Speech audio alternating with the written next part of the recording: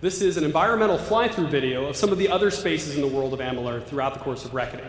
Now, this is by no means all our environments. It's really only a tiny portion of them, but hopefully it'll give you a sense of the breadth and scale and variety that you'll find in the world.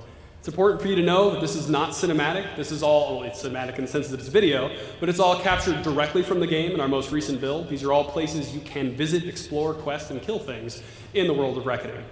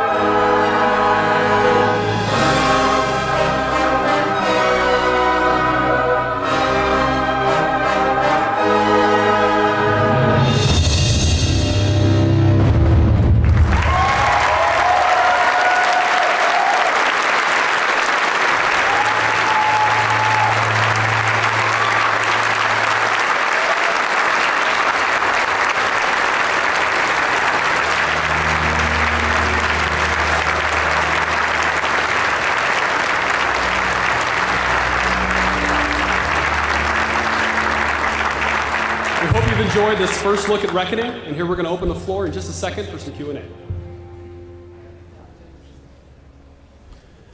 Okay, ladies and gentlemen, we have about 10 minutes for our Q&A session. We have a very short window of question time before we are thrown out of the room. So please, very quickly, we have, like I said, a limited amount of time. If you have a question, please come up to Alex and Martine, and we will get things going.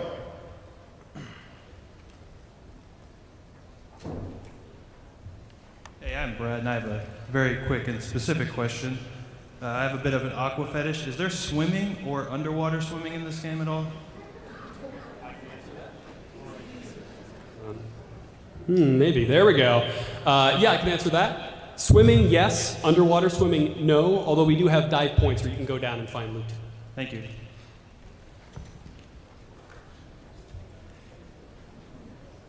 Hi, Sam Armstrong. I was wondering how you guys are handling your targeting system. It seemed to be almost automatic, but is there a button press for it? No, it's a soft lock system. You basically stick in the direction you want to fight, and if you're not sticking, it uses spacing, but it keeps your target for you. Thank you. Hi, Tim Brown. Okay. Is there a difficulty slider? Yeah, it's not an actual like slider with lots of granularity. It's modes, but yeah. Okay, cool.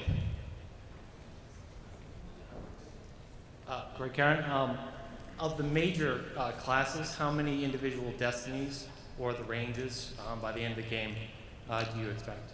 I'm not sure if I'm allowed to say that yet. PR people, maybe? A lot. There we go. Thank you. That works. That's accurate. My name's James. Are you guys planning to incorporate a morality system at all? We don't do systemic morality in Reckoning. We have a lot of moral choices to be made for the player, but we don't have like a good evil meter or anything like that. Instead, every choice you make, whether it's moral or not, is handled on sort of a case-by-case basis. So if you do something that pisses somebody off, you might have to pay for that later. But it's not that someone else is going to know that you are 5 points evil because you did that or anything like that. Thanks. Yeah. Hey, my name's Justin. I was just curious, and I'm not sure if you can talk about it, but where this takes place on the timeline versus the MMO project that you're working on. And also, it's my understanding that this was under development by Big Huge before the acquisition of 38. How did that affect the development of this game from the direction that it was already taking? All right, so two-part question there. The first part, we are set 2,000 years before the time of Copernicus. So it's a different age, and you'll hear a lot more about that as we get to start talking about Copernicus more in the future. As far as the other question goes, yeah, Big Huge was working on an RPG. So, and this was 2 years ago. We established the base tech, the tools, a lot of the things we're using to build Reckoning now over that time. So we got a really pretty handy head start. As far as the fiction of the world, the art style, everything you're actually seeing, all of that started fresh when we were acquired by 38 Studios. We crafted a brand new story in that 10,000-year history. Everything you see from the creatures around you to the story elements and the quests, it's all brand new since the acquisition. Awesome. Thank you, guys. Hello, my name is Stroll. First, I have two things. First thing, multiplayer. Any direction with that?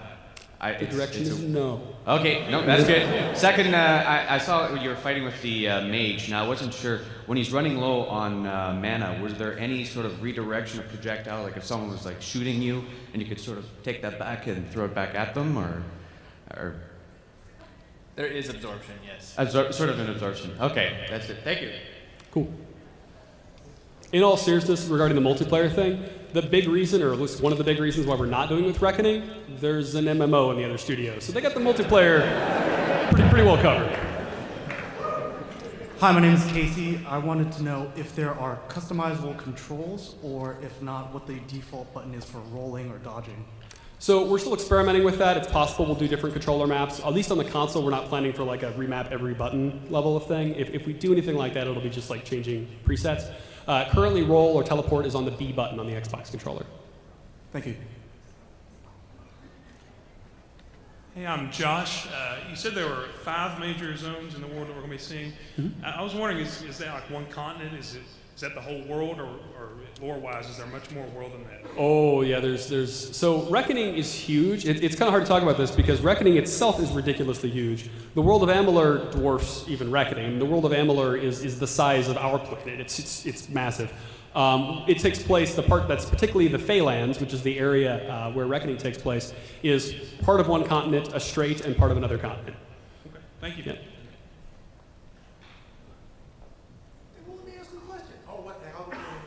I just wanted to quickly ask, to what extent will the reception of this game have any effect on how you design or think about the subsequent MMO? How are the two going to feed together?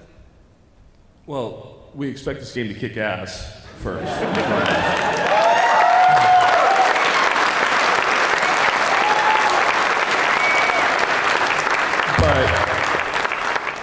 But we want to be the best in the world at what we do. So you set the bar high, and that's the bar forever. And I'm very confident in what I've seen and what I've watched from this team, that the bar is unprecedented for us.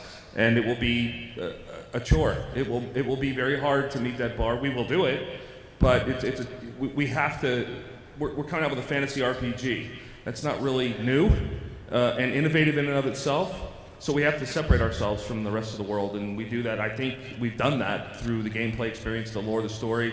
This is a world that will house many, many products, from the toys you see to the single-player game to the MMO to, I mean, we've got Todd McFarlane and R.A. Salvatore. We'd be idiots if we weren't doing comic books and stories. But the first and most important piece is these people have to care about the game. They have to love the game and care about the world to want to play it.